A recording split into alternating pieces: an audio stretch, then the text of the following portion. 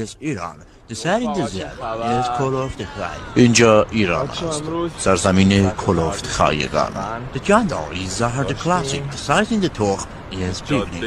در اینجا یک جاندار را میبینید که برخلاف ظاهر سادهش خایگانی به قد پیکنیک دارد. But the people and not in the maps is life in.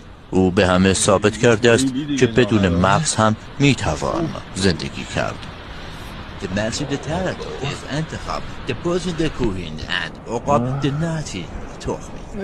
مسیرهایی که او برای تردد انتخاب می کند. بزرگ کوهی و عقاب خایه رفتن به آنجا را ندارند. The people the buffer is filming the super is mother the Israel.